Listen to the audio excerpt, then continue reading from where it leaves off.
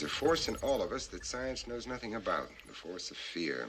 Welcome everyone to Induced Fear. I'm your host Oscar, and for this episode it is just going to be me, and we're going to be talking about a haunted hotel here in Colorado named the Hotel Colorado. Now, all of my info I'll be getting from the website itself, the hotel's website, and it is hotelcolorado.com.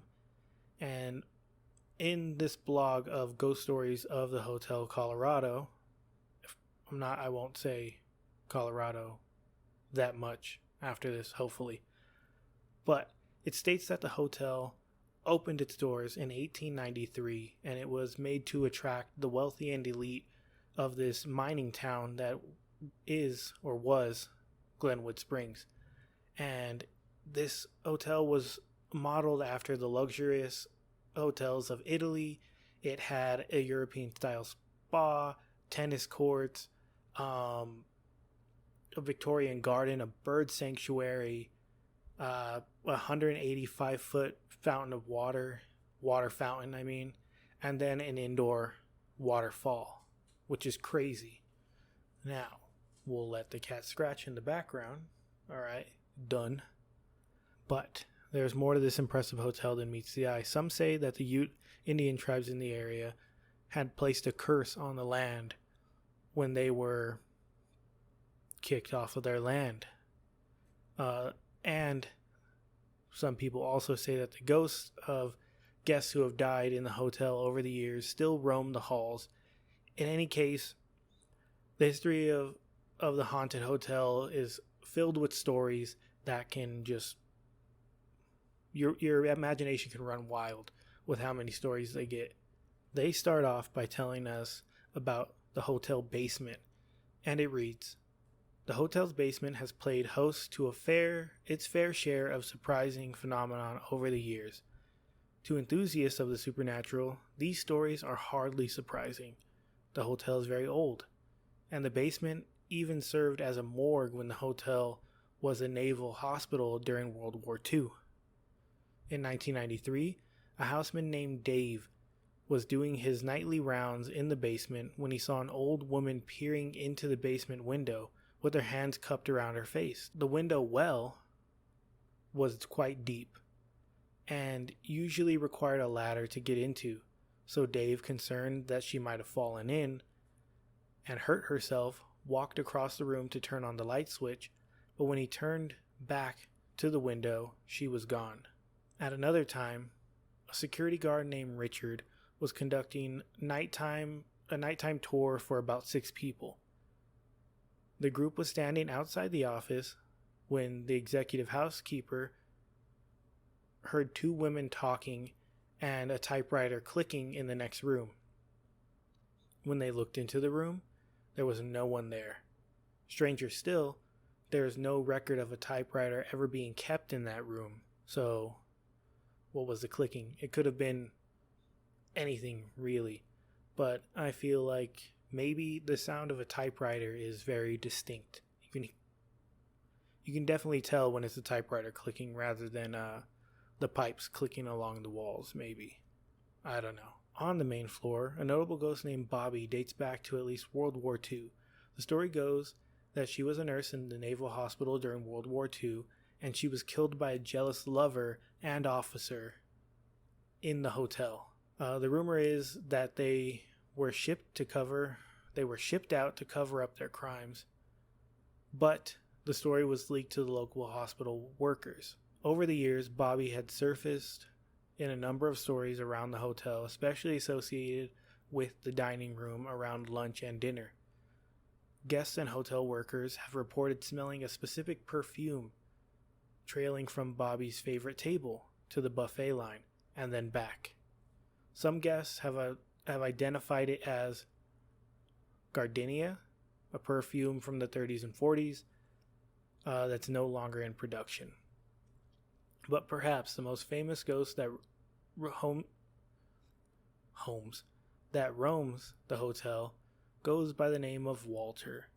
Walter is affectionately named after Walter Devereaux, the hotel's founder, and has been on numerous occasions around the hall and lobby during the evening Walter's presence is marked by the unmistakable smell of cigar smoke, even though the hotel hasn't allowed smoking for years. But is Walter actually the ghost of someone else? Kathy Rippey Fleming, who has written extensively about the supernatural oddities around the hotel, thinks that Walter might actually be the spirit of E. Lucas. Lucas came to work in the hotel as a controller in 1893 and took over as general manager in 1905, just before Teddy Roosevelt's visit. He visited this hotel. He bought the hotel in 1916 and kept it until his death in 1927, at which point his wife took over ownership until 1938. Might Lucas have been more invested into the hotel, seeing as how he spent a lot of his life there? So, I don't know. Let me know in the comments what you guys think. Could it be the founder of the hotel, or E. Lucas, who spent a lot of his life in this hotel working his way up to owning it? Next, we move to the rooms upstairs. It's not just the common areas of the hotel that have been shrouded in mystery. Some of the rooms themselves have hosted strange sightings as well. In 1993, a man and his wife were staying in room 661, the larger of the two in the tower suites. The man was feeling ill, so his wife opened up the windows thinking the fresh air would do him good. When she left the room, another woman came in and closed the window, saying that he needed to stay out of the draft. When the man's wife came back in, she reopened the window, and the process repeated for the entire 3 days that the man was ill. But this couple aren't the only ones who have noticed this woman in 661. Many guests over the years have reported seeing a woman standing over their bed in the room wearing a floral dress. Now, I don't know if this ghost means well or not, because, I mean, trying to keep this guy from being cold while he's sick is a nice thing, but then standing over somebody while they're sleeping is just plain creepy. So, I don't know. And it says they would like people to kind of chime in, I'm assuming, because it says mystery or history. There is no doubt that the hotel has played host to a series of colorful characters over the years. 2 presidents, the unsinkable Molly Brown, who also has her house here in Denver that you can visit, which is also haunted, so they say. And a string of notorious gangsters have all stayed at the hotel at one time or another.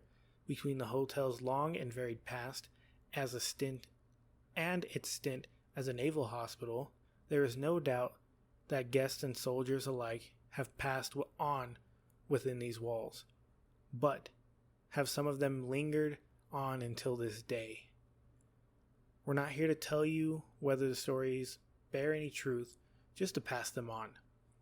Maybe think of them as entertaining anecdotes brought on by strange noises, sights you'd expect to see in a century-old building. Or maybe you think there's more to it than just that. Either way, you'll have to come see for yourself. Now, I wish that there was this paranormal group who went there not too long ago, I think last year around October, and I had a chance to go to this hotel, but it was in the middle of Rona and all of that, and I didn't think it would be, I don't know, you wouldn't have as much fun when you're forced to kind of stay apart and wear masks and not interact. So I passed on that.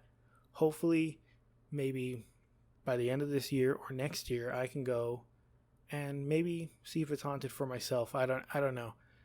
You guys kind of know how I am when it comes to these sort of things. I am kind of a skeptic. Well, I believe in the subject, but I am more skeptical when it's just a noise that you can kind of brush off, or when you have an explanation to it. I'm not quick to jump and say it's a ghost unless I see like a full-bodied apparition kind of walk through the wall, or a lady in a floral dress standing over me.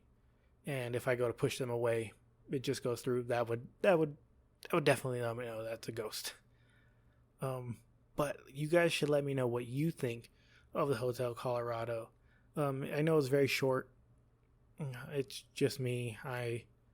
The week kind of passed me by, and I really wanted to get something out for you guys. So I thought, why not share this haunted hotel that isn't the Stanley, that isn't one of these famous haunted locations here in Colorado. I brought you, Cheeseman Park. I live next to a cemetery that's also supposedly haunted, so I might actually go and roam around there at night, see what I can catch for you guys. But yeah, so that's gonna do it for this episode of Induced Fear. I know it was really short, just a little bit of history and mystery from the Hotel Colorado. I really hope you guys enjoyed it. These simple little ghost stories, sometimes they're the best ones. And again, let me know in the comments what you guys think. If you want to send in your own stories, by the way, because I forgot to say this on the YouTube portion, you can send in your stories or whatever you want to do. If you want to come on the show, email inducedfearpod@gmail.com or hit me up on Instagram at Induced Fear Podcast, Facebook at Induced Fear Podcast, TikTok at Induced Fear, and Twitter at fear_induced. And I'll get back to you as quick as I can. And if you want to come on the show, just let me know. I'd be happy to have you come on the show and tell your stories yourself. I love getting people's raw emotions when they're telling their own stories. So thank you all for sticking with me on this short episode of Induced Fear. And don't forget to ask questions and face your fears. Thanks for joining me on this episode of Induced Fear. Oh, and don't forget to like, comment, share, and subscribe. All the YouTube nonsense. Hit the dumb little bell. And yeah, bye folks.